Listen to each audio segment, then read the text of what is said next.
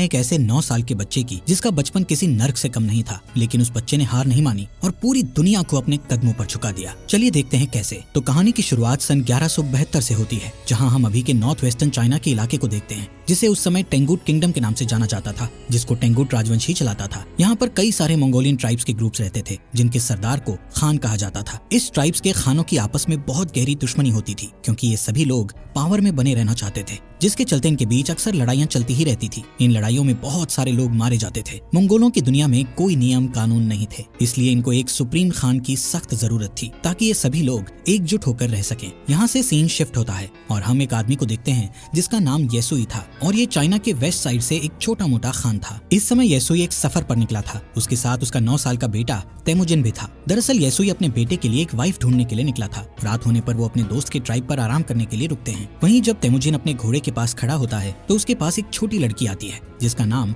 बोटे था। वो उससे उसका नाम पूछती है और कहती है कि तुम यहाँ क्यों आए हो, जिस पर तेमुजिन उसे अपना नाम बताकर कहता है कि वो अपने फादर के साथ उसके लिए एक वाइफ ढूंढने के लिए आया है। तभी बोटे उससे कहती है कि तुम्हें मुझसे ही शादी करनी चाहिए। इतना कहते हुए वो वहाँ से चली जाती है। रात में जब तेमुजिन अपने फादर के पास बैठा होता है तो उसके फादर उसे कहते हैं कि मुझे तुम्हारे लिए एक ऐसी वाइफ चाहिए जो सबसे ताकतवर समुदाय से हो। तभी तेमुजिन अपने फादर से कहता है कि मैं खुद ही अपने लिए लड़की चूज करूंगा। तेमुजिन की जिद के बाद उसके फादर उसे अपने दोस्त की ट्राइब से किसी एक लड़की को चुनने की इजाजत दे देते हैं। अब सुबह होते ही तेमुजिन के फादर उस ट्राइब की सभी लड़कियों को लाइन में खड़ा करके उनके पैरों को गौर से देखते हैं, क्योंकि उनका मानना था कि एक स्ट्रॉन्ग लेग्स वाली लड़की ही अपने पति को खुश रख पाती है। इसके बाद तेमुजिन एक एक लड़की को देखता जाता है और लास्ट में वो बोटे को अपनी पत्नी चुनता है और उन दोनों की शादी हो जाती है। लेकिन शादी होने के बाद भी वो दोनों आने वाले 5 साल तक एक साथ नहीं रह सकते थे, क्योंकि ये उनकी ट्राइब्स का नियम था। अब तेमुजिन और उसके फादर का यहाँ से जाने का समय हो जाता है, लेकिन जाने से पहले तेमुजिन बोटे को एक नेकलेस गिफ्ट करता हुआ उसे कहता है कि वो उसके लिए जल्द ही वापस आएगा। यहाँ से येसुई तेमुजिन और अपने लोगों के साथ सफर पर निकल जाता है। कुछ दूर चलने के बाद वो लोग एक जगह पर आराम करने के लिए रुकते हैं। यहाँ पर वो सभी लोग काफी सतर्क थे, क्योंकि ठीक उनके सामने थोड़ी दूर एक और खान की ट्राइब के लोग बैठे थे। थोड़ी देर बाद उस खान का एक आदमी येसुई के लिए एक कटोरी में दूध लाता है, जिसका मतलब शांति का पैगाम था, और वो लोग समझौता करना चाहते थे। येसुई वो दूध की कटोरी ले लेता है और सामने बैठे खान के लिए भी अपनी तरफ से एक दूध की कटोरी भेजता है। येसुई के आदमी येसुई को खुद वो दूध पीने से पहले अपने किसी नौकर को पिलाने के लिए बोलते हैं, लेकिन येसुई उन्हें ऐसा करने से मना कर देता है, क्योंकि वो उस खान का विश्वास नहीं तोड़ना चाहता था और खुद ही वो दूध पी जाता है। दूसरी तरफ खान भी येसुई का भिजवाया हुआ दूध पी लेता है। थोड़ी देर बाद जब वो लोग अपना सफर फिर से जारी रखते हैं तो रास्ते में अचानक ही येसुई के सीने में बहुत तेज दर्द होने लगता है, जिससे वो अपने घोड़े से गिरकर मर जाता है। यहाँ हमें पता चलता है कि ये सब उस खान के दिए गए दूध के कारण हुआ था, क्योंकि खान ने उस दूध में जहर मिलाकर दिया था। तभी तेमुजिन अपने फादर के पास जाता है, लेकिन उसके साथ के सभी लोग उसे यहीं पर अकेला छोड़कर वहाँ से जाने की तैयारी करने लगते हैं, क्योंकि उनके बीच एक परंपरा थी जिसमें उनका मानना था कि उन्हें किसी मजबूत इंसान को ही फॉलो करना चाहिए। अब जबकि येसुई जो उनका राजा था उसकी डेथ हो चुकी थी, इसलिए येसुई के लोग अपने लिए एक नए राजा की तलाश में निकल रहे थे। जिसके बाद तेमुजिन अपनी माँ के साथ अपने पिता येसुई का अंतिम संस्कार करता है। येसुई के पास जो बहुत सारी भेड़ें और बकरियां थी, अब वो सब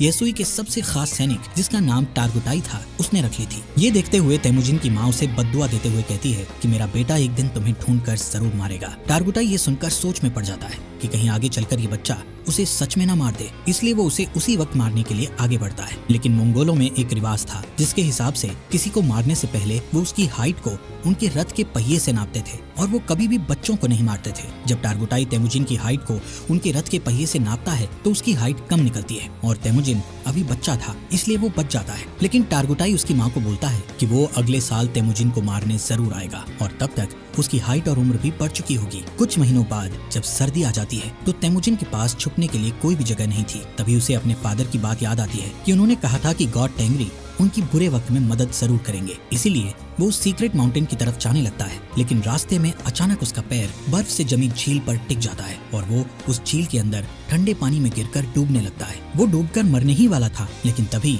वहाँ उसकी ही उम्र का एक लड़का जिसका नाम जमूखा था उसे झील से बाहर लाकर उसकी जान बचा लेता है। यहाँ पर जमूखा और उसका बड़ा भाई तेमुजिन को अपने साथ घर ले जाते हैं और उसे खाना खिलाते हैं। तेमुजिन उसकी जान बचाने के लिए उनका शुक्रिया अदा करता है। इसके बाद जमूखा और उसका भाई अपने अपने हाथ पर कट लगाकर अपना खून दूध में मिलाकर तेमुजिन को वो दूध पीने को कहते हैं। तेमुजिन वो दूध पी जाता है और अब वो 2 नहीं बल्कि 3 भाई बन गए थे। उन्होंने तेमुजिन को अपना भाई बना लिया था। अगली सुबह टारगुटाई अपने लोगों के साथ तेमुजिन को ढूंढता हुआ यहाँ आ जाता है ताकि वो तेमुजिन को जान से मार सके। टारगुटाई के लोग तेमुजिन को पकड़कर उसे अपने साथ मारने के लिए ले जाते हैं, लेकिन जब वो तेमुजिन की हाइट रथ के पहिए से नापते हैं तो अभी भी उसकी हाइट उतनी ही थी जितनी की पहले थी, जिस वजह से वो लोग तेमुजिन को तब तक के लिए कैदी बनाकर रख लेते हैं जब तक कि उसकी हाइट नहीं बढ़ जाती। इनके ट्राइब में एक बूढ़ा आदमी था जो कि कैद में तेमुजिन को रोज खाना खिलाता था और उसके जख्मों पर मलहम पट्टी भी करता था। कुछ दिनों बाद टारगुटाई फिर से तेमुजिन की हाइट नापता है, लेकिन अभी भी उसकी हाइट उतनी ही थी। इसी टाइम पर यहाँ बारिश होने लगती है और सभी लोग भागकर अपने अपने तंबू में चले जाते हैं। इसी बात का फायदा उठाते हुए वो बूढ़ा आदमी तेमुजिन को वहाँ से छुड़ाकर भगा देता है। तेमुजिन भागता भागता बहुत दूर चला जाता है। उसके गले में एक भारी लकड़ी का फंदा भी बंधा हुआ था, लेकिन कैसे भी करके वो उस पहाड़ पर जाता है जहाँ पर उसके फादर ने बताया था। वहाँ वो गॉड टेंगरी से विश मांगता है कि अचानक तेमुजिन को वहाँ एक सफेद भेड़िया दिखता है, जिसके तुरंत बाद उसके गला हुआ लकड़ी का फंदा भी अपने आप ही खुलकर नीचे गिर जाता है। यहाँ से सीन कट होता है और हम सन 1186 में तेमुजिन को देखते हैं, जो कि अब एक नौजवान लड़का बन चुका था। लेकिन तेमुजिन अभी भी टारगुटाई के लोगों से बचकर भाग रहा था। कई सालों से टारगुटाई के लोग तेमुजिन को ढूंढ रहे थे और एक दिन वो तेमुजिन को ढूंढ ही लेते हैं और उसे पकड़कर फिर से कैदी बनाकर उसी लकड़ी के फंदे में रखते हैं जिसमें उसे बचपन में रखा गया था। अब क्योंकि तेमुजिन की हाइट और उम्र बढ़ चुकी थी, इसलिए उसके मरने के चांसेस बहुत ज्यादा थे। लेकिन टारगुटाई उसे जान से नहीं मारता क्योंकि वो उसे अपनी जान की भीख मांगते हुए देखना चाहता था। लेकिन तेमुजिन टारगुटाई से बोलता है कि मैं खुशी खुशी मर तो सकता हूँ, लेकिन तुम्हारे आगे अपनी जान की भीख कभी नहीं मांगूंगा। ये सुनकर टारगुटाई उसे टॉर्चर करना शुरू कर देता है और उसे कहता है कि अब मैं तुम्हें धीरे धीरे तड़पा तड़पा कर मारूंगा। यहाँ पर हम देखते हैं कि वो बूढ़ा आदमी अभी तक जिंदा था और वो फिर से तेमुजिन के पास जाकर उसे पानी पिलाता है। उसी दिन शाम को जब सभी लोग आपस में बिजी थे तो टारगुटाई तेमुजिन के पास अकेला उससे बात करने जाता है। इसी बात का फायदा उठाकर तेमुजिन उसी लकड़ी के फंदे से जिससे उसे बांधा गया था उससे टारगुटाई को मारकर वहाँ से भाग जाता है। अब टारगुटाई को मारकर वो खुद खान बनने के लिए तैयार था। अब यहाँ पर वो सबसे पहले अपनी वाइफ के पास जाता है जिससे उसने बचपन में शादी की थी। वो बोटे के पास जाता है जो अब बड़ी हो चुकी थी और बहुत खूबसूरत भी। बोटे उससे कहती है कि मैं कई सालों से तुम्हारा इंतजार कर रही थी और अब फाइनली वो दोनों साथ थे। कुछ देर बाद वो लोग यहाँ से निकल जाते हैं। यहाँ से तेमुजिन सीधा अपनी माँ और बहन के पास उनसे मिलने जाता है। तेमुजिन को इतने सालों बाद देखकर उसकी माँ और बहन बहुत खुश थे, लेकिन एक दिन इनके ऊपर मर्किट ट्राइब के लोगों का अटैक हो जाता है। कई साल पहले तेमुजिन के फादर ने इस मर्किट ट्राइब के खान की मदर को किडनैप किया था और तब इस ट्राइब के खान ने कसम खाई थी कि वो अपनी माँ का बदला जरूर लेगा। और अब ये लोग यहाँ बोटे को किडनैप करने आए थे। बोटे और तेमुजिन दोनों यहाँ से भागने की कोशिश करते हैं, लेकिन तभी एक तीर बोटे को लगता है जिससे वो अपने घोड़े से नीचे गिर जाती है और वो लोग उसे किडनैप कर लेते हैं। दरअसल मर्किट खान बोटे को अपनी वाइफ बनाना चाहता था। वहीं दूसरी ओर तेमुजिन अपनी वाइफ बोटे को वापस लाना चाहता था, जिसके लिए वो अकेला काफी नहीं था। इसलिए वो मदद के लिए अपने पुराने भाई जमुखा के पास जाता है। यहाँ जमुखा भी एक ट्राइब का खान था जो कि बहुत पावरफुल ट्राइब थी। जमुखा तेमुजिन की मदद करने के लिए तैयार था, लेकिन लड़ाई के लिए वो तेमुजिन को 1 साल का इंतजार करने के लिए कहता है क्योंकि उसे बाकी ट्राइब्स पर अटैक करके उन्हें अपने अंडर लेना था। समय के साथ साथ 1 साल भी बीत जाता है और वो वक्त आ जाता है जब वो दोनों भाई मिलकर अपनी सेना लेकर मर्किट ट्राइब पर अटैक करते हैं। लड़ाई में वो सभी लोगों मर्किट ट्राइब के खान और उसकी सेना को मारकर उनका जरूरी सामान अपने साथ उठा लेते हैं। वहीं एक टेंट में बोटे बैठी थी जो कि प्रेग्नेंट थी। इसके बावजूद भी तेमुजिन उसे अपना लेता है। उसी रात ये लोग अपनी जीत का जश्न मनाते हैं और तेमुजिन के साथ और भी कई लोग जुड़ जाते हैं जो उसे वहाँ मिले सामान को सभी में बांटने के लिए कहते हैं, जिसमें से तेमुजिन सिर्फ 10% सामान ही अपने पास रखता है और बाकी 90%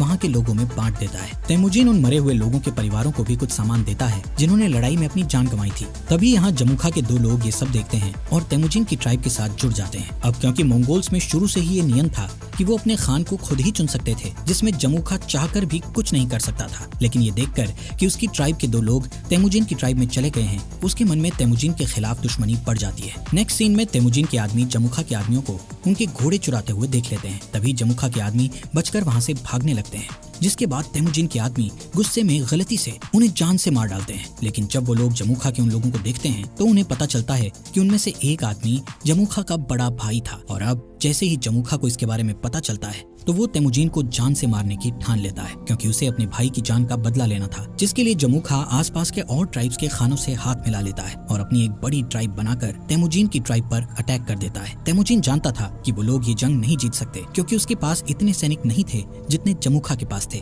इसलिए वो अपनी ट्राइब की औरतों और बच्चों को वहाँ से जाने के लिए कहता है और बाकी लोगों को लड़ने के लिए बोलता है। इस लड़ाई के बीच तेमुजीन अपने सैनिकों के साथ हार जाता है और जमुखा उसे और उसके सैनिकों को बंदी बना लेता है। जमुखा तेमुजीन को अभी भी भाई बोलता था, लेकिन वो अपने बड़े भाई की जान का बदला लेना चाहता था, इसलिए वो तेमुजीन को अपनी जान बचाने के लिए गिड़गिड़ाते हुए देखना चाहता था। इसके बाद वो तेमुजीन को अपना गुलाम बना लेता है और किसी और ट्राइब के लोगों को बेच देता है, जहाँ सजा के तौर पर तेमुजीन को रेगिस्तान में काफी दूर पैदल चलना पड़ता है। बहुत दूर चलने के बाद ये लोग एक शहर पहुँच जाते हैं जहाँ टेंगुट डायनेस्टी का शासन था। ये लोग तेमुजीन को एक जगह बैठाते हैं ताकि दूसरे लोग उसको देखकर उसे खरीद सकें। एक दिन इस सल्तनत का राजा बाजार आया हुआ था, तभी वो तेमुजीन को देखता है और उसे चंद पैसों में खरीदने के लिए अपने लोगों से बात करता है, लेकिन उस राजा के लोग तेमुजीन को खरीदने से उसे मना करते हैं, लेकिन फिर भी वो तेमुजीन को खरीद लेता है। इसके बाद तेमुजीन को एक पिंजरे जैसे कमरे में रखा जाता है जो शहर के बीचों बीच था, ताकि बाहर से लोग उसे देखकर हंस सकें और उसका मजाक उड़ाते हुए मस्ती कर सकें। यहाँ पर तेमुजीन को देखने के लिए एक बुद्धिस्ट मंक हर रोज आता था और उससे माफी मांगता था। एक दिन तेमुजीन बुद्धिस्ट मंक के साथ एक समझौता करता है कि अगर तुम मेरी वाइफ को ढूंढोगे तो मैं आगे चलकर इस गाँव को कभी नुकसान नहीं पहुँचाऊंगा। जिसके बाद वो बुद्धिस्ट मंक बोटे को ढूंढने के लिए